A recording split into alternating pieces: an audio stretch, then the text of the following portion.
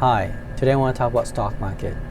I'm going to give you 3 reasons why I was able to take out my stock investment and put into cash right before the stock market crash in the year 2020. Let's talk about it.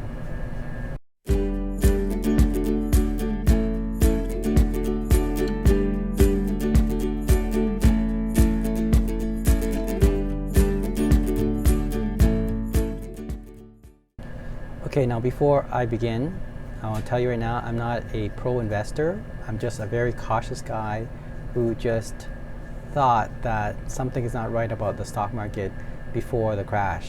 And also my situation, my family situation, is a little bit different than most people. So I'm going to give you 3 reasons why I was able to avoid the market crash, and I was able to pull out the money just right before then. Okay, so I'll give you the first reason. First reason, of course, is that my daughter is going to university and she's just gonna graduate this year from high school. So we invest our money in RESP, and the government in Canada anyway give us 20% to match that, which is already a great investment. So if you're ever thinking about investing in your child education or in terms of investment in general, I think RESP is a good strategy. Okay, so already we got 20%. I'm not very greedy, so I thought, okay, 20% is pretty good per year. That's a great growth. So I decided, I'm going to take the money out, December 2019. I know it's like 8 months before she's going to use the money. I thought, well, you know what? Let's just take it out anyway. There was something about the stock market I didn't feel right. I'm going to take it out and put it in cash, and maybe I'll invest in some of the stocks in between, to grow it. But I'd rather, be safe and just take out the money. I already got my 20% investment, and there was some growth in between anyway during that 4 years I put in the stock market. So I'm kind of happy. So that's number 1. Okay, RESP. Already, the investment was great. Took it out. I don't need to be greedy. Number 2, the reason I took the investment and converted into money market is because I want to manage my own money, right? So basically, I want to have control over it. If I put it in the mutual fund, my financial institution already benefit almost 5%. They take a managed fee. So I thought maybe I can manage myself, because I know a certain company I want to invest in. I feel that they're going to grow over time, and also I feel that I now know a little bit more about stock market. Maybe I should be focusing on the type of company I want to invest in, and diversify still, but in the company that I feel is going to grow strongly. I look at the balance sheet, and I select the company that I really want and I believe in.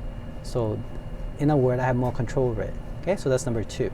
So I took out my money, the RSP, myself and my wife and my daughter, and of course along with that my son as well. We put money on RESP and on my son. For some reason I took it all out and let it sit. Now when I look back, I said, why would I take everything out? I really don't know. And maybe I just don't trust the market too much, which leads me to number 3. Okay, so if you look at, now I'm going to show you the curve right now. Look, if you look at this here, right about, I think it's somewhere October. Yeah, something October here. Something I think it was in October 2019 all the way to February 2020. It just feel wrong for it to keep growing. In fact, if you look at October 2019 to February 2020, just before the crash, the stock market was accelerating almost 10%, and there was no positive indicator why it was doing that. It just kept going and going, and to me, I thought that just doesn't feel right.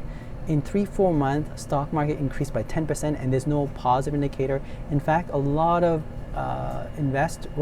some of these investors, pro investors and analysts were saying that year 2020 there might be recession. Now that's before the coronavirus scenario thing. Okay, they even know about corona. This is October, right? How would they know?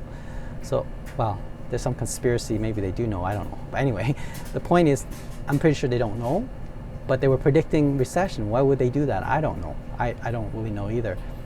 The point is, I listened to them with caution, of course, and because of my daughter, because I want to control my finance.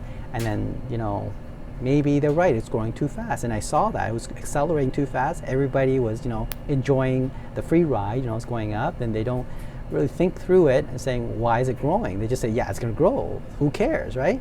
You need to care.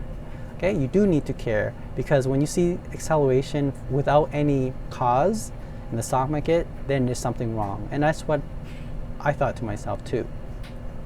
So that's what happened. So I was able to take out my money, and yeah, well, now I have the money. I can now invest in the stock that I want. Now, again, I don't believe we have reached the bottom. Some people think we do. In fact, I'm gonna have another video talk about which I believe that this depression, or even recession or depression, whatever you want to call it, is going to be as long as the 2008 crisis, financial crisis. In fact, maybe longer. And I'm going to give you my point of view, why I believe this is the case, and I think you'll like what my argument is, okay, or are. And there's actually more than one. There's more than one. I believe that will make this recession or depression longer than, you know, some people think it's a year. I think it's going to be at least 2-3 years. Okay, so that's about it. Write a comment below what you think, why the stock market crashes, and were you able to take out the money, took out your money from your stock investment before it crashes, and tell me why as well.